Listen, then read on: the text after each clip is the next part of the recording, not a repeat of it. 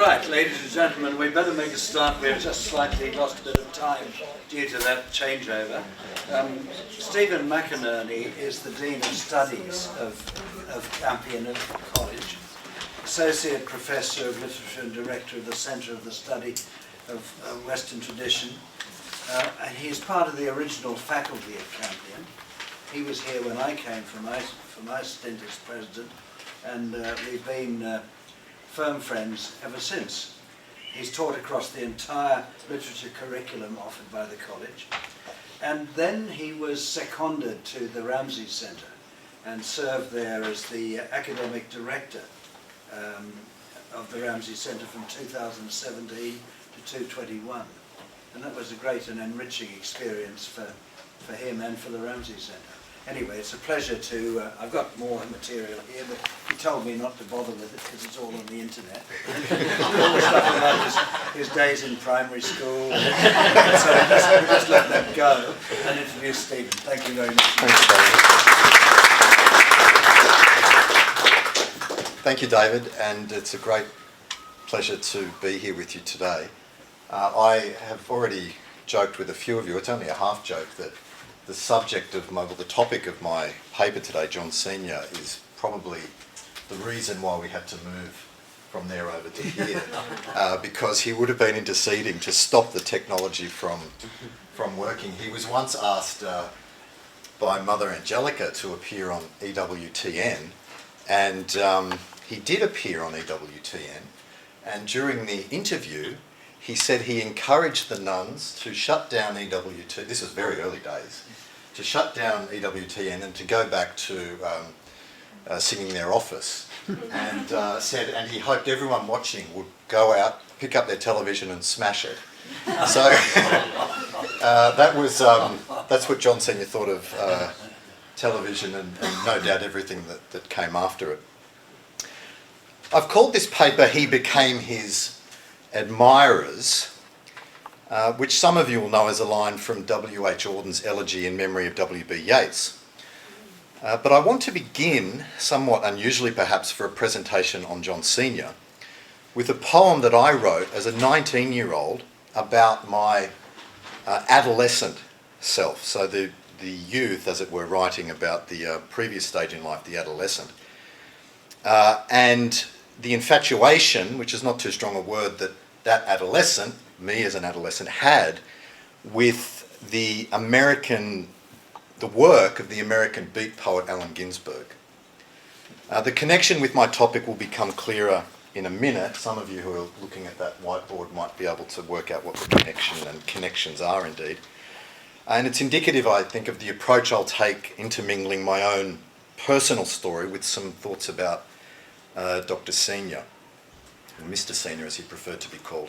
He said, well, he didn't say, but the gesture of preferring to be called Mr. rather than Doctor, someone said reflects C.S. Lewis, who said only women and Americans get doctorates.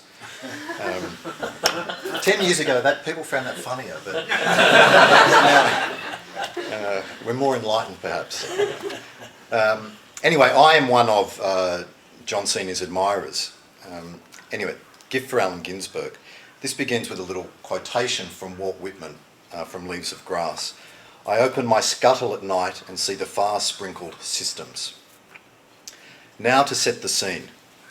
A boy reads by torchlight under the sheets, huddles after lights out, with the rest of the dorm asleep.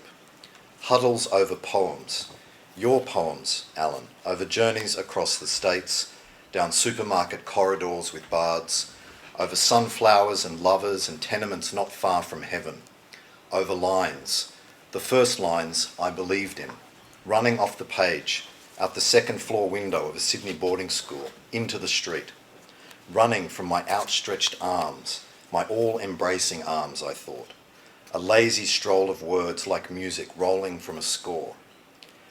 Alan, I saw words jump out of their boxes, out of rhyme, out of step, with the parallels of study and career, religion and God, lines that finally did join, running away and coming back, tracing the nervous arch of my spine, feeling through the darkness of the dorm, the sleep talkers and heavy breathers, the jazzy rhythms of the fan, and outside, the insect noises, the silver splendours of the sky, inexhaustible distances and new horizons, all contained in the loosened muscles of a line. Alan, years later I set this down, and my words jump from their boxes, so I cannot wrap them up. Years later, and I've heard stories about you. Robert told me that once, in New York, he went to see you.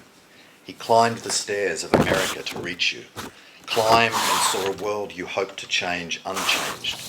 Women breastfeeding in corners, shut out, evicted, and flowers struggling to reach the amber light, rusting from broken windows. And he arrived at last at your door, only to find you gone, but was greeted instead by a box of ripe red apples and a scribbled note, "Help yourself, love, Alan."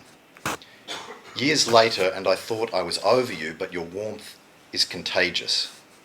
Years later, I see myself again, blushing on your knee, turning my straight shoulder to the wheel, reaching through the darkness for your beard, pull on it and check that it is real.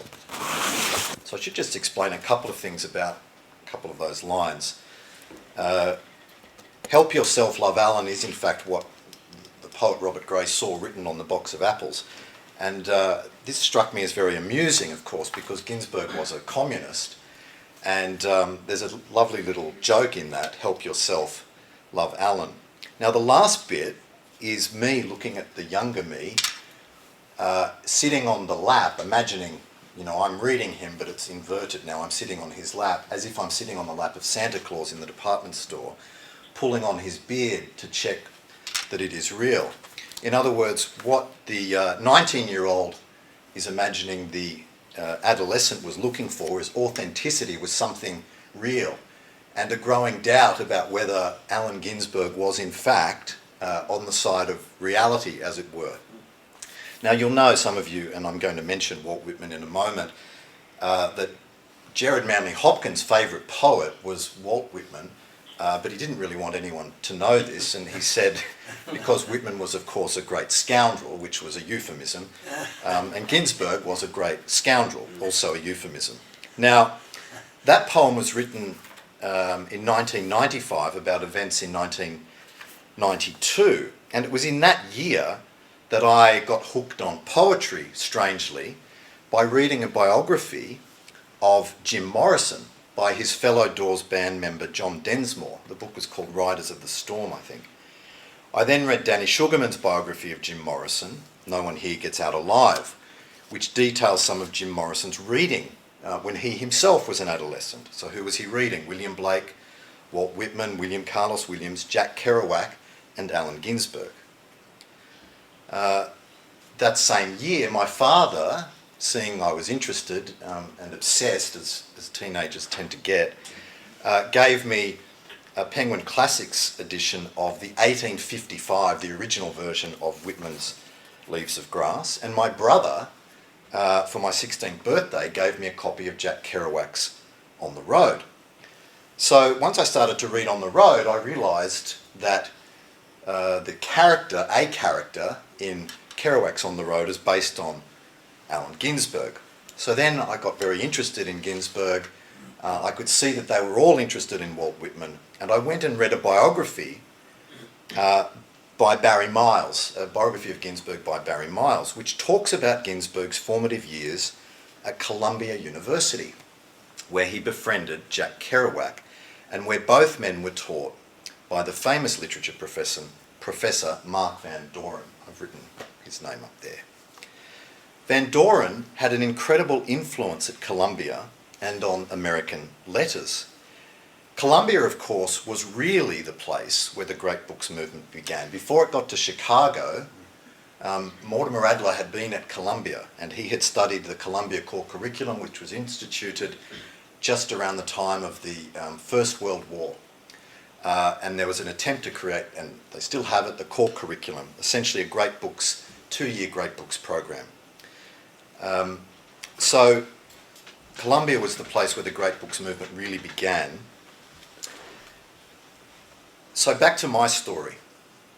Around this period of late adolescence and early manhood, in 1994, which was my HSC year, I saw a film directed by Robert Redford called Quiz Show. I don't know if any of you have seen Quiz Show. It's a great film. I watched it to get ready for today the other night. It still holds up. Starring Ralph Fiennes as Charles Van Doren, the son of the great Mark Van Doren. Charles Van Doren had been an instructor at Columbia during the events described or depicted in the film, and of course his father was a very famous eminent professor by the 1960s. Paul Schofield plays Mark Van Doren in the film. Now by this point I was starting to get a fuller picture of this Mark Van Doren person, because not only was he appearing in a biography of Ginsberg by Barry Miles, but now there was this movie where he's really not the central character, his son is, but very much a significant figure in that film. There is also in that film a little event, a little luncheon that he holds in his, I think, Connecticut farmhouse, and there's a man with a shaved head in a Trappist habit. It's Thomas Merton, a person playing Thomas Merton, of course, but Thomas Merton is a character just for a brief moment in that film quiz show. So I'm starting to get this fuller picture of this person, Mark Van Doren. Now his son Charles, after the scandal that engulfed him, which is the subject of the film quiz show, was sacked by Columbia. Some of you will know the movie and the reality. He was given the answers on a show called 21, and it was all set up and so on. Anyway, he ended up going to work with Mortimer Adler and on the great books of the Western World Library and related great ideas compilations and so on. Charles Van Doren, his father sent him for his college years to St John's College, Annapolis, because he loved the new curriculum, as it was called then and still is. It was instituted in the 1930s at St John's College, Annapolis.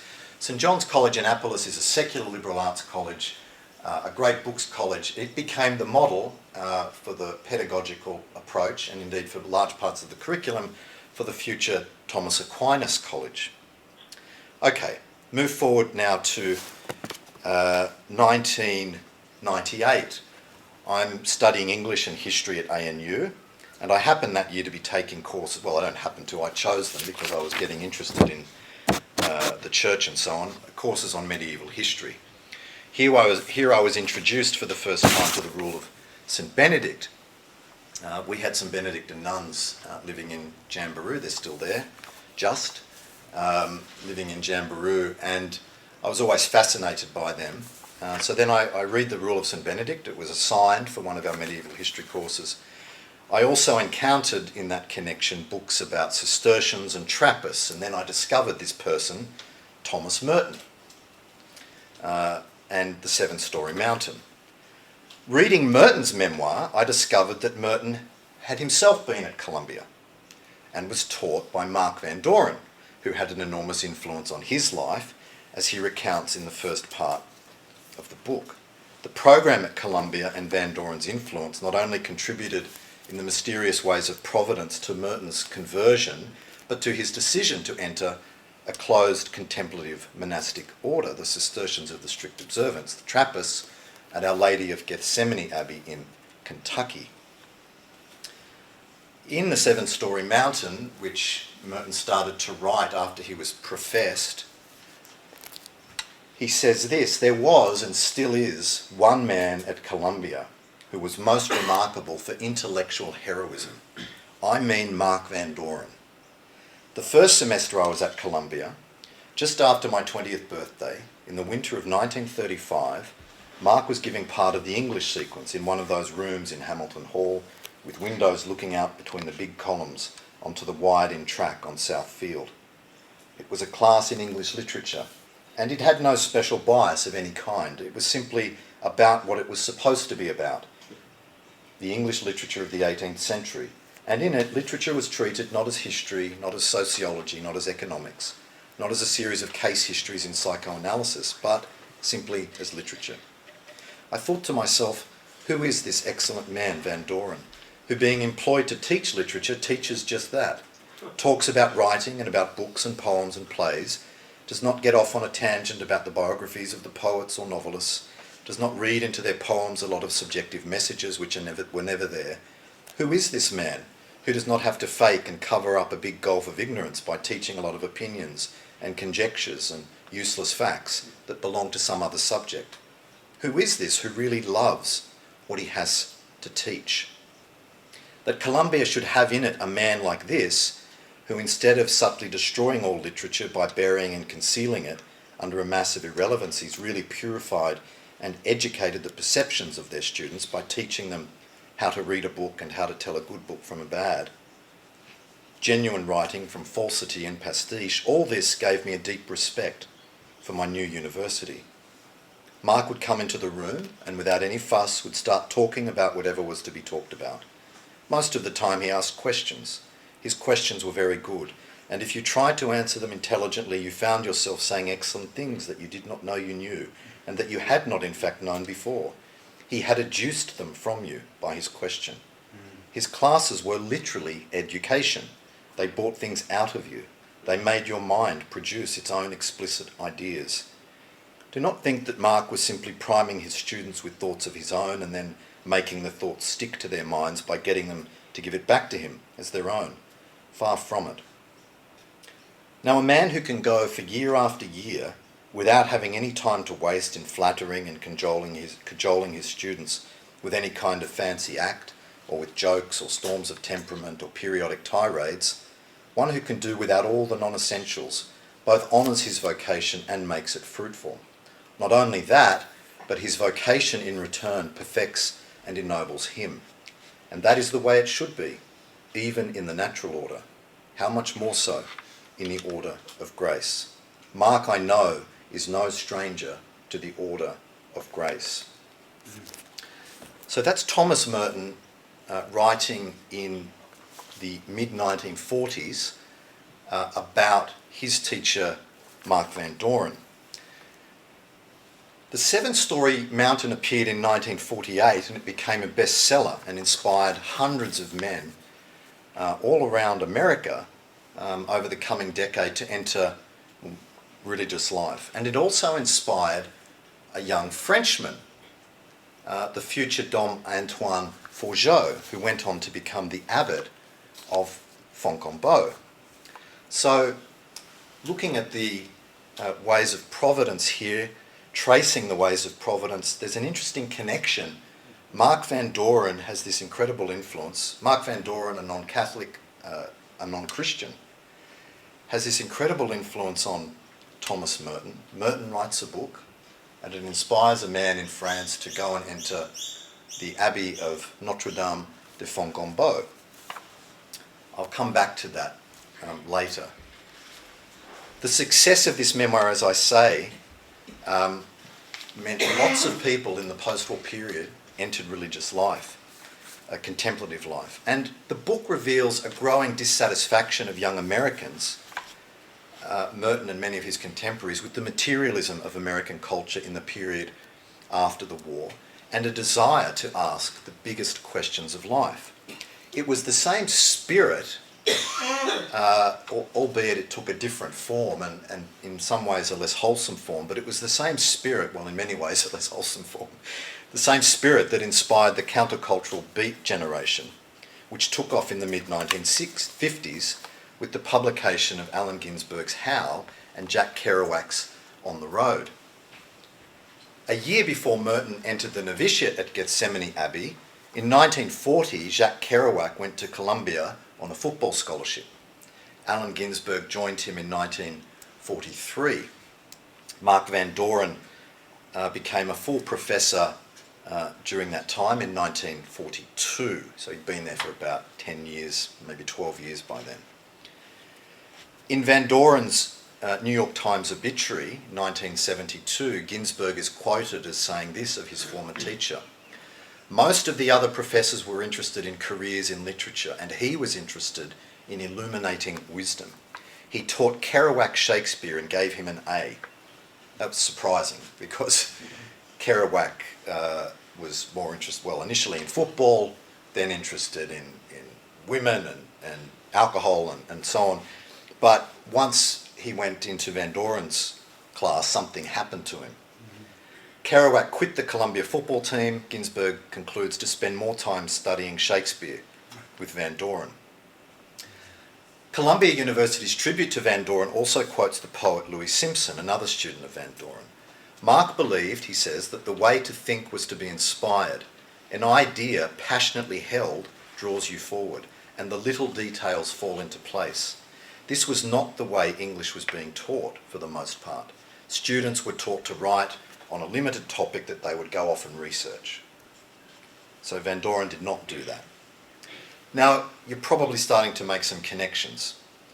Van Doren was able to communicate not only a passion for literature, but for the great questions that great literature raises. He not only taught literature, but he also taught a number of great books that one does not normally categorise as literature: Plato, Herodotus and others. He had inspired Merton, Ginsberg, Kerouac. At the same time that Merton was travelling from the University of Cambridge in England, Merton went from France as a boy to England. He went to Clare College, Cambridge, and then he went to Columbia. At the same time he was doing that, John Berryman was going from the American poet, the future American poet, was going from Columbia, and with a reference from Mark Van Doren, was going to Clare College, Cambridge. Berryman had a very sad and tragic life. His own father had taken his own life, and Berryman in Minneapolis went on to take his own life. Now, Van Doren was also at this time inspiring another person at Columbia in the 1940s, a man who was born 1 year after Jack Kerouac in 1923, John Senior. Senior once approached, Senior was from Long Island. As a teenager he ran away from home. He ended up in North Dakota, and he ran away from home to become a cowboy. Right? He found a farmstead where he could stay. The farmer said, well, you can stay here for now, I'll write to your parents. And then they agreed that every summer thereafter, Senior would go out and spend the summer learning to be a cowboy, which is what he did. Anyway, after when he was ready for college, he went to Columbia. His time there was slightly interrupted by the war. But in the biography, the intellectual biography of John Senior by his former student, Father Francois Bethel, a monk at Clear Creek, the prior and the novice master at Clear Creek, he tells us that Senior once approached Van Doren after class, saying he felt so intimidated by the vast numbers of great books that were being mentioned, and that he could never imagine himself completing. And Van Doren said, that's right, you won't finish them all. You won't finish them all, but you can start and finish one. And so he gave him Plato's Republic. Plato's Republic led Senior to read all of the dialogues. From Plato he went to Aristotle. From Aristotle he went to Aquinas, and he ended up in the Catholic Church. So, let's fast forward now in Senior's life to the 1960s. By this point he had left a tenure-track position as a professor at Cornell, one of the top universities in the country, and he was on his way via Wyoming to the University of Kansas. He'd become a Catholic at the start of that decade and had been invited in around 1966 or 67 to sit on the advisory panel for a new great books college, the future Thomas Aquinas College. And Senior wrote to Van Doren at this time saying that he thought he would end up as a professor at TAC. But as it turned out, Providence had other plans.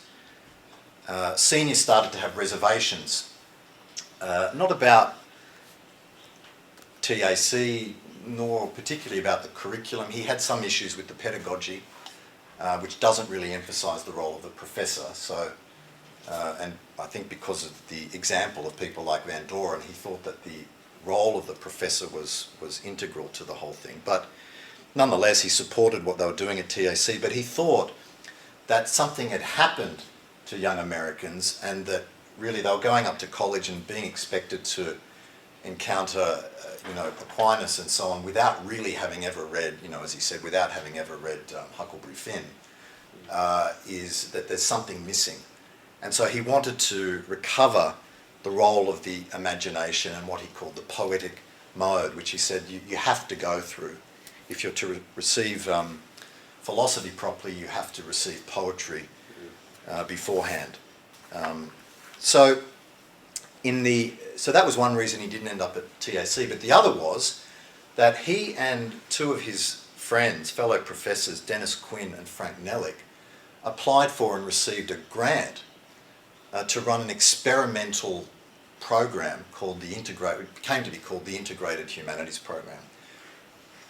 And it was really a program that enabled students to encounter the perennial or permanent things following a sequence of works from the ancients through to the modern period. The three professors, however, did not follow the great book's pedagogy, the one that was employed at St John's College, Annapolis and at TAC. Instead, what they did is the three of them would come into class, they would sit in front of the class for 2 hours and they would converse amongst themselves about the topic, and the students would simply sit there and listen.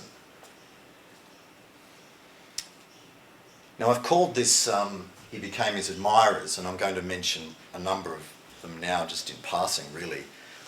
The one I'm about to quote is William Wisner, who wrote a book, Whither the Postmodern Library, so he was one of Senior's students. I've mentioned Father Bethel. Another is Scott Bloch, who worked in the Bush administration. Scott's just written a novel called Mount Wonder, which is based on his experience in this program. Another is Eric Brendy, who's written a book inspired by Senior's reflections on technology. He's written a book called Flipping the Switch. Better Off, Flipping the Switch on Technology. Better Off, which is a great title. Flipping the Switch on Technology. So Eric Brendy, William Wisner, Scott Bloch, Francis Bethel, all written books inspired by their time with Senior.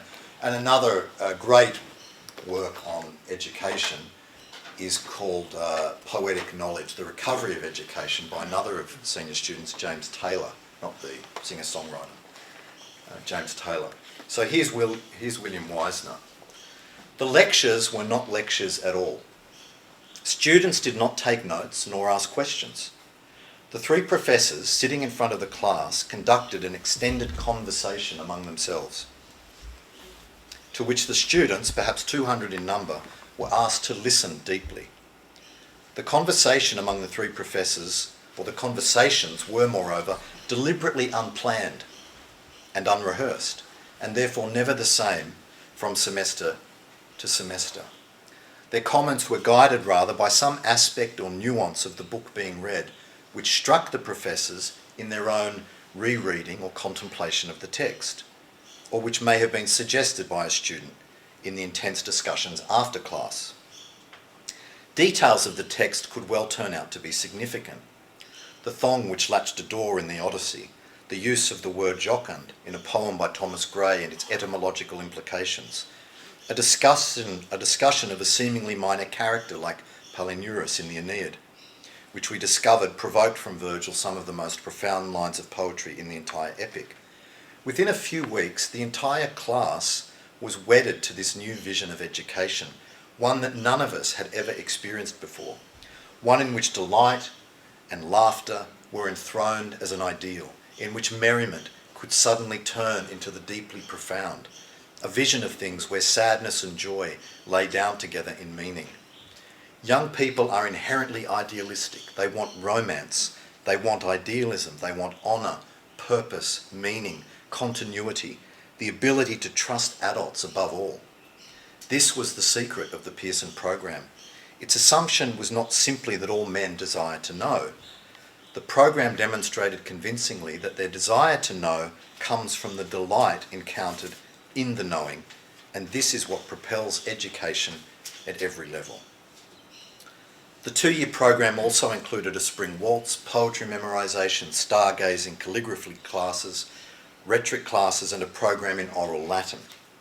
Each class was begun with a song, usually an Irish ballad. The program, Wiesner recalls, asked questions. Are we bounded merely by our own desires? What is the nature of the good life? What is the meaning of a person's daily labour? What is journeying? What is home? Such questions lay at the heart of the poetic and therefore highly suggestive mode of knowledge which the professors were seeking. The influence of the program was far-reaching, both in education and in the church. Hundreds of students over the next 10 years converted to Catholicism. Many others embraced Christ in other denominations. The three professors were Catholics, initially of varying degrees of commitment, but they were never proselytising in class. Nonetheless, some of the parents, concerned by what was going on, while all the other students in the world were embracing Marx, these students were all embracing Christianity. Many of the parents complained, or some of the parents complained, and the program made media headlines, particularly after some of the students started to take themselves off in the summer at the end of the program to France and start to spend 1 month, 2 months, 3 months, 4 months, a year, 2 years, 20 years at Notre Dame, Our Lady of Foncombeau, which is where, as I said, Dom Antoine Forgeot had entered and was now a monk, not yet the abbot. Now, some of you know, 25 years after the first graduates of KU entered the monastery at Foncombeau, 8 of them who had been in the program, and 13 monks overall from that abbey, were sent to America. Their abbot in France, the abbot of the priory, was Dom Antoine Forgeot. So you can see here in the Ways of Providence that this professor at Columbia, who never really knew the influence he was having nor expected this kind of influence, had first inspired Thomas Merton to become a Catholic, and then Merton then went on to become a Trappist. Merton writes a book which inspires a young man in France. He goes on to be the future abbot of a foundation in the United States which is populated by students of one of Mark Van Doren's students, John Senior. This is why many of the KU graduates are sometimes jokingly called Mark Van Doren's grandchildren, because they are John Senior's spiritual and intellectual and cultural children. So the program itself at KU was eventually shut down. The Committee for Academic and Religious Freedom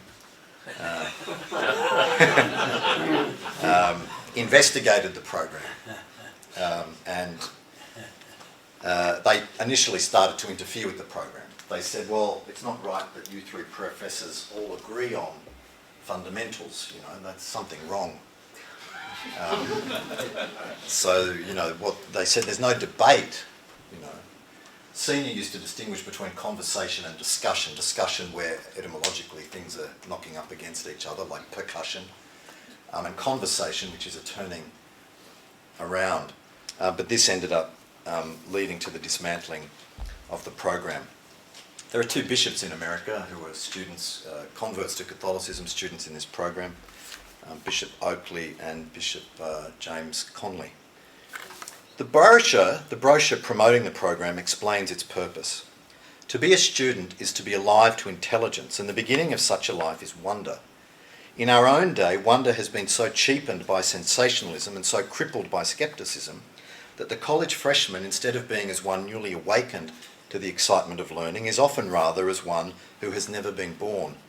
To such a young person, learning is so much drudgery and routine, alien to his real interests, remote from reality itself. So I'm coming back to the end of that poem, reaching through the darkness for your beard to pull on it and check that it is real. To revive wonder may be said to summarise the aims of the Pearson program. What is the program? It is 3 professors and 200 students reading the great books of Western civilization. In his book, The Restoration of Christian Culture, Senior situates poetic knowledge within an ancient hierarchy of knowledge. He says, the ancients distinguished 4 degrees of knowledge. The poetic, where truths are grasped intuitively, as when you trust another's love. The rhetorical, when we are persuaded by evidence, but without conclusive proof that we might be wrong, as when we vote for a political candidate. Next, the dialectical mode, in which we conclude to one of 2 opposing arguments beyond a reasonable doubt, with the kind of evidence sufficient for conviction in a laboratory testing to certify a drug for human use, for example. And finally, in the scientific mode, science in the ancient and not the modern sense, which is dialectical and rhetorical, modern science, but science as episteme. We reach to absolute certitude as when we know the whole is greater than the part, that motion presupposes agency. In poetic knowledge, the recovery of education, James Taylor, another admirer, a student of Senior's, describes the poetic mode of knowledge, called by Aquinas Poetica Scientia, poetic knowledge. Quote, "It is not necessarily a knowledge of poetry, but rather a poetic sensory emotional experience of reality. What must be understood at the beginning is the phenomenon of poetic experience. Poetic experience indicated an encounter with reality that is non-analytical, something that is perceived as beautiful, awful, spontaneous, mysterious. It is true that poetic experience has the same surprise of metaphor found in poetry, but also found in common experience, when the mind through the senses and emotions sees in delight, or even in terror, the significance of what is really there. Poetic experience and knowledge is essentially passive, and listening is above all the gateway, along with looking, to the poetic mode." Okay, so rather than me going on, I thought what I'd do is just give you a little bit of John Senior and Dennis Quinn in conversation. By the time they made this recording, the third part of the band, of the trio, Frank Nellick, had long since retired and was no longer able to take part, but which is a shame actually. People said that Nellick really, he was a bit older than the other two, and sometimes he would do things to demonstrate a point rather than to speak about it. His student would say, "How do you know that chair is real?" And he'd pick it up and throw it at the student. So he'd say, "Is it real?" Then he'd say, "Is it real?" Oops. What you were about. So the first voice you'll hear now, and I should just give some context for this. This was a series that they recorded, against everything Senior believed about technology. But this is a series they recorded at the invitation, the request of some of their former students who were now in midlife with young children of their own and older children in some cases. And so they did a whole series on children for literature, literature for children, right?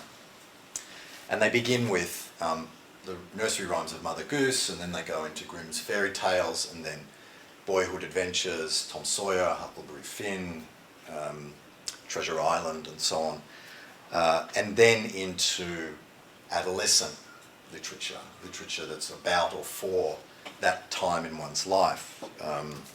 Romeo and Juliet, Sir Walter Scott's Ivanhoe, and so on. And the way they beautifully structure this sequence, it occurred to them as they were doing it. They didn't sort of plan it, but Shakespeare's The Seven Ages of Man speech became the way in which they structured it. So, in case you don't know, all the world's a stage, and all the men and women merely players. They have their exits and their entrances, and one man in his time plays many parts, his acts being 7 ages. At first, the infant, mewling and puking in the nurse's arms, and then the whining schoolboy, with his satchel and shining morning face creeping like snail unwillingly to school, and then the lover, sighing like furnace with a woeful ballad made to his mistress's eyebrow, then a soldier, full of strange oaths and bearded like the pard, jealous in honour, sudden and quick in quarrel, seeking the bubble reputation even in the cannon's mouth, and then the justice in fair round belly, with good cape and lined, with eyes severe and beard of formal cut, full of wise saws and modern instances, and so he plays his part. The 6th stage shifts into the lean and slippered pantaloon, with spectacles on nose and pouch on side, his youthful hose well saved, a world too wide for his shrunk shank, and his big manly voice turning again toward childish treble, pipes and whistles in his sound. Last scene of all, that ends this strange eventful history, is second childishness and mere oblivion, son teeth, son eyes, son taste, son everything. So they use that to structure the literature, you know, the literature for the infant, the literature for the whining schoolboy, and then the lover, who is the adolescent. And in this little clip that I'll play, we started a bit late, so I hope you'll indulge me if I just play about 10 or 15 minutes of this, but I do want, this is really the most important thing that I can do, is to hand over to these two. Well, today we're going to make the jump into adolescence, is that right? Because everybody talks about this one. Yeah. We had said that there were 7 ages of man. We had said it. Melancholy Jacques had said it, and everybody has been saying it for as long as there's been a human race. The first age of infancy, the second, we call it the school boy, school child. And there is a difference, and we had described it as a dialectical difference, that is, as a movement by negation that the school child rejects, repudiates the infancy and turns against it and goes into opposite things. But of course, those things that he rejects are still there. Perhaps they're in the unconscious, whatever that is. But they're still there. Now, in adolescence, what happens is a kind of regression, a going back to those things that have been rejected by way of a more immediate rejection of childhood. The adolescent thinks now that the schoolboy is just a kid, and he wants to move forward into what he considers to be the real grown-up world. It turns out that that world that he moves forward to, while not exactly the same as the world of infancy, nonetheless is a kind of return to it, especially a return to the interior life, a turning away from the political, the solitary life becomes is more typical of the adolescent, and this is the time when he really will read by himself. He wants to go off. I guess one of the great descriptions of the adolescent is at the end of Gray's Elegy, where he, well, not at the end, but the whole thing, but he describes himself directly at the end, sitting in the country graveyard there, meditating all the day long. A lot of people could recite those very lines. I can't remember how they go, but you remember he'd spent the whole day doing nothing but brooding on death and on absolute things. You can't get a child of 10 to do that at all. And you can't give him poetry or give him stories that do that. He'll just think, well, that's just silly. He's interested in things that are right there in front of him and that are practical, and he's interested in his friends and his games and his wars.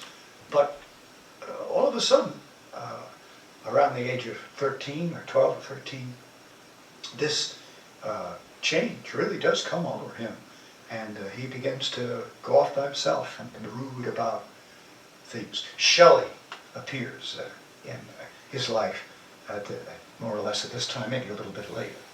But what Shelley represents in English poetry is the adolescent, absolutely dreaming the great dream, whatever it is, about everything under the sun.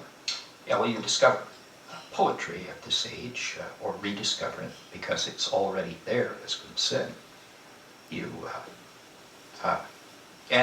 It's usually the poets that we call the romantic poets that you discover. There's all kinds of poetry. Yeah, I think they are the only real poets, though, when you use the word poetry. The rest is verse. I mean, I don't mean that romantic poetry is the only good poetry, but I mean what we call romantic is the poetic element. That is, in that sense, Shakespeare wrote romantic poetry. When he really writes poetry. He did other things. He wrote drama and all that. Or John Milton, for example. But when John Milton really writes those poetic lines, the kind you find in Lycidas. Well, darn if he doesn't sound like Shelley, only he's better. Shelley was trying, of course, to sound like him. What was the one that Shelley wrote in imitation of it? Adonais. Adonais is not as great a poem as Lycidas, but surely that use of nature and that emotion that we were talking Well, about. everybody, all the romantic poets, all the romantic poets tried to write We have animals here. We have kicking over the cacti. And all the romantic poets wrote elegies. They were all that elegiac mood. Mr. Senior mentioned the country churchyard, which is an 18th century poem, but still that preoccupation. Many people say, oh, they say that's a pre-romantic poem. But the elements are yeah, because they are romantic elements. Graveyards. Oh, the 18th century is just full of graveyard poets, and the Romantics wrote poems about dead poets, especially, or if they were Edgar Allan Poe, they were dead lovers, dead women. That's what he said. That's what Poe said you had to have in a poem. You had to have a man who was in love and whose beloved has died. That's the whole subject of poetry, so far as Poe is concerned. I don't think that's right, but well, there's a certain truth in it. There's certain truth in it. And that's true about adolescence. It all has to be a lament for something. It may not be literally a dead girl, but it's going to be a lost something else. Something is, me, and I'm a weary and a weary. And how does that go? I wish I were dead. If I weren't, I wish I weren't. A preoccupation really with, now again, we can come back to that phrase, the other world, provided that we understand it, not necessarily in an absolute Platonic sense. It isn't necessarily true that there are two worlds, but it's true that there is a distinction between two realms. They may very well be present together, So sometimes, but not unless they're distinct. right. Sometimes they're just called the visible and the invisible worlds, which is another traditional way of talking about it. So someone just sent me a clipping out of a newspaper where a man had written, a psychologist, I guess he is, had written about the contemplative life. And he said that in the old days people used to believe in what they called the contemplative life, but this was based on a misconception. They said that there was a difference between spirit and matter. See, he said, now that's dualism and that's wrong. Well, you got that terribly mixed up. It may be that dualism is wrong, but it certainly isn't true that spirit and matter are the same thing. There is a distinction. He said the mind and the body are different. Well, that's nonsense. Now, it may be wrong to exaggerate the separation of the mind and the body and to think that they ultimately ought to be separate. But it's certainly make them antagonists. Yeah. There's a danger in exaggerating that, but it's certainly true that there is a distinction between the spiritual and the material. Now, adolescence is a spiritual age. That is the primacy of the spiritual. For example, games change. The motivation for a child's game of football or soccer is just the sheer joy of the physical sport. And as we were saying the other day, if you try to organize that too much and get coaches and get uniforms and have teams and team spirit and get it all into some kind of league, if you try to do that kind of stuff, you're going to spoil it for the child. But now, the adolescent,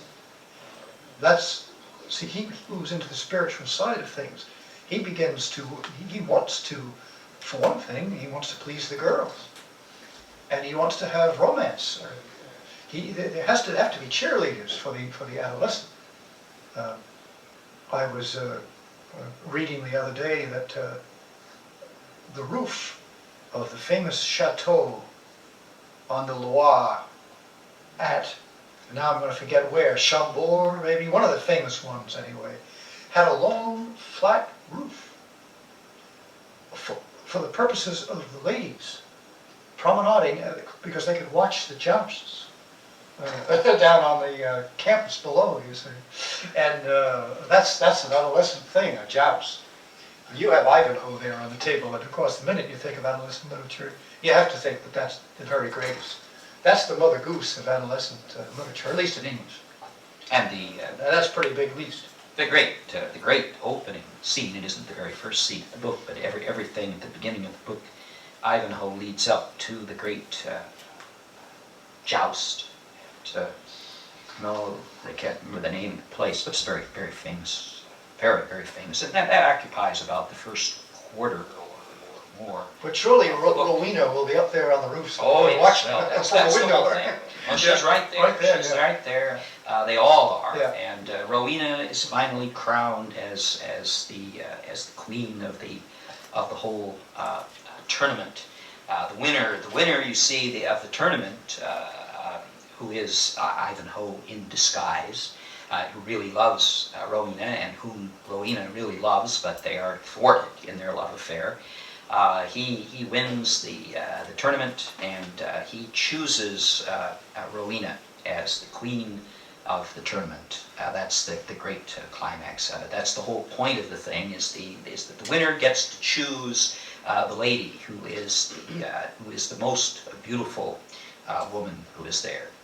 Now you try that on Tom Sawyer, and you end up with Becky Thatcher, which is not the same thing. In fact, it's hard to get her into the book, really, Yeah.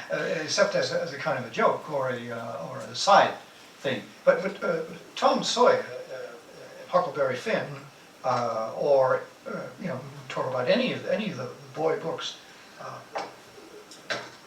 Romance doesn't exist for them. But now it's everything. It isn't just something, it's everything. And when we use the word romantic, we were talking about Shelley and romantic poetry. There's a connection between those two uses of the word. Romantic poetry is about romantic things, and there is such a thing as romance. Well, what is it? Well, we had touched on this before, because we had said that the infant's literature touched on romance. That is, it dealt with old things and strange things, getting lost in the woods, and so forth. Well, sure Both enough, places. Yes. in these books, somebody, what did you say just a moment ago? You quoted a poem saying it's always about some girl who Yes, died and yes. all that. And another thing is, it usually involves a journey, or somebody who's lost, or somebody who's in disguise, or In disgrace, Disgrace. in exile. Ivanhoe has been exiled by his own father, because he's fallen in love with Rowena. And we're estranged. Yeah, We're estranged. we're in another world in that sense. It may not even be the invisible world. It may very well be the present world, but we're estranged. Now, Robin Hood is an outlaw, and he lives in the wood, but he's not estranged from the world. It's very much his world, and he enjoys every minute of it. But what you find in the adolescent literature is a kind of ultimate estrangement. That is, you begin to get the immortal longings. There is a yearning for some thing that you haven't got. The beauty now becomes that inaccessible beauty. Rowena is forbidden. As Julia, I suppose, if we want to say the greatest romantic thing ever written is Romeo and Juliet, I suppose. I mean, that's it. That retires the genre.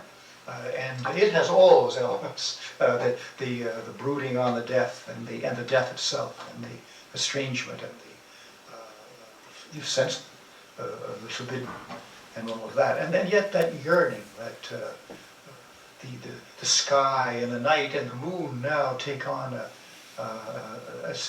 they become emblems of some invisible presence. Okay, so you get the sense of how they run their classes, and as you can hear, they're never really directly talking about God or the faith or anything like that, but what would happen was students would come up and ask them, well, what is this yearning for? And one thing would lead to another, and so hundreds of people found Christ and the church, and then eventually the program was shut down. But a number of the students have gone on to establish classical schools. Obviously, a number of people have entered religious life. More commonly, of course, people had families and so on. But it's the legacy of John Senior goes on. In my own life, what happened was I was doing my honours, writing my honours thesis. I was writing on Robert Frost, a poet I love, and I read an article in a magazine that Gary Scarabellotti used to edit called Oriens, and it was a story by Kirk Kramer about the foundation that Foncombeau Abbey was making in Clear Creek. And I travelled to France and I visited Foncombeau and met Dom Forgeot, and not only met him, when you go as a guest to a monastery, the abbot washes your hands, beautiful ceremony. And then went to Clear Creek for a visit, and Father Bethel handed me, John Senior's The Restoration of Christian Culture, and then told me about, on recreation, when he was having chats with me, about John Senior and about how John Senior had been taught by this guy at Columbia called Mark Van Doren. And suddenly all these things in my life kind of suddenly made sense. Okay, so that's my presentation. Sorry we've gone over time, but it wasn't really my fault. It was John Senior's.